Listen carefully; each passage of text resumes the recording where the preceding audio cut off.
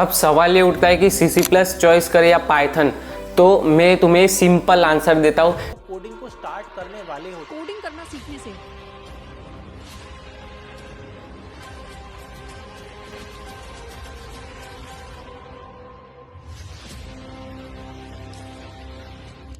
देखो, कोडिंग सीखना एक नए शहर में घूमने जैसा है। आप ये मानो कि आप पहली बार दिल्ली घूमने के लिए गए और आप सीधा मेट्रो में बैठ गए बिना किसी ये जाने कि कौन सा स्टेशन कहाँ पे जाना है, तो क्या होगा, आप गुम हो जाओगे, खो जाओगे।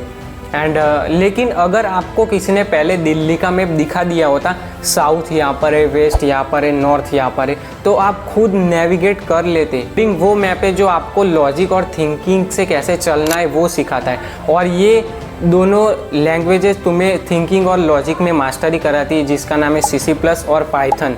अगर आप 2026 में जीरो से कोडिंग सीख रहे हैं तो मेरा पर्सनल सजेशन है कि आप सीसी प्लस या पाइथन दोनों में से एक लैंग्वेजेस को सीखो। ये बहुत ही ज़्यादा इंपॉर्टेंट हो जाता है एज अ बिगिनर। अब सवाल ये उठता है कि सीसी प्लस चॉइस करें या पाइथन, तो मैं तुम्हें सिंपल आंसर देता हूँ, सीसी प्लस चॉइस करो अगर तुम्हें कॉम्पिटिटिव प्रोग्रामिंग करनी है या कंप्यूटर के बारे में डीपली समझना है, उसके बारे में सीखना है कि कैसे चीज़ें वर्क करती है, तो सीसी प्लस तुम्हारे लिए बेस्ट चॉइस है।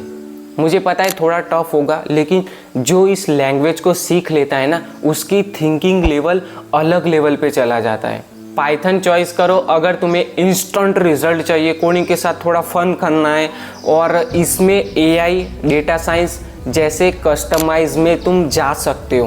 पाइथन की सिंटैक्स इतनी सिंपल है कि तुम पहले दिन से ही छोटे मोटे प्रोजेक्ट्स बनाना शुरू कर दोगे। मेरा पर्सनली सजेशन है कि अगर तुम 2026 में जीरो से कोडिंग सीख रहे हो तो पाइथन से शुरू करो। सिंपल है, डिमांड में भी है और कम्युनिटी इतनी बड़ी है कि तुम्हारा कोई भी सवाल अनआंसर्ड नहीं रहेगा।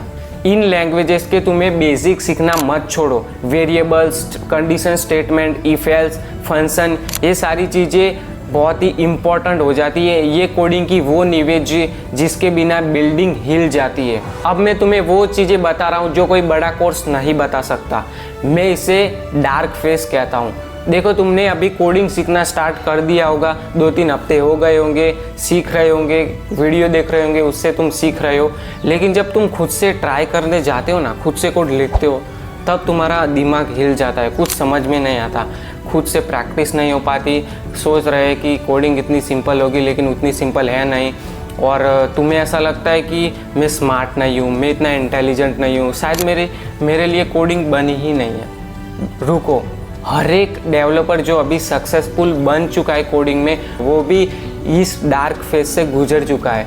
तो तुम्हें प्रैक्टिस करनी होगी थोड़ी बहुत, और इतना ज़्यादा टेंशन या एंग्जाइटी मत लो मेरे भाई, इतनी ज़्यादा ओवरलोड मत लो। इतनी भी कोई बड़ी बात नहीं है, तुम्हें बस कंसिस्टेंटली काम करना पड़ेगा, रिजल्ट अपने आप मिल जाएगा।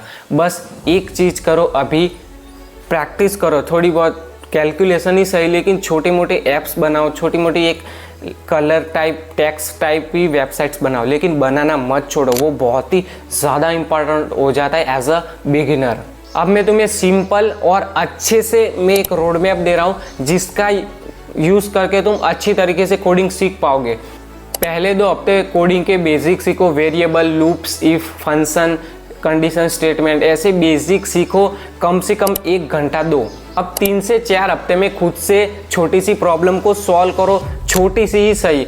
अगर बिल्कुल ही दिमाग नहीं चल रहा है तो गूगल करो, शर्माओ मत, वो फ्रीली अवेलेबल है सबके लिए। अब तुमने 2 महीने तक कोडिंग कर लिए तो तुम्हें अब समझ में आ गया होगा कि कौन सी फील्ड में तुम्हें जाना है। App development, web development, data science, cyber security, ऐसी कौन सी चीज़ें जिसमें तुम्हें इंटरेस्ट है, जिसमें तुम्हें मज़ा आता है। क्योंकि तुमने बेसिक सीख लिए तो अब तुम अपने आप ये डिसीजन ले सकते हो। अब तीसरे महीने में तुम्हें छोटे मोटे प्रोजेक्ट्स बनाने होंगे। ये बहुत ही ज़्यादा ज़रूरी है क्योंकि रेज्यूमे के अंदर प्रोजेक्ट्स बोलते हैं, कॉन्फिडेंस नहीं।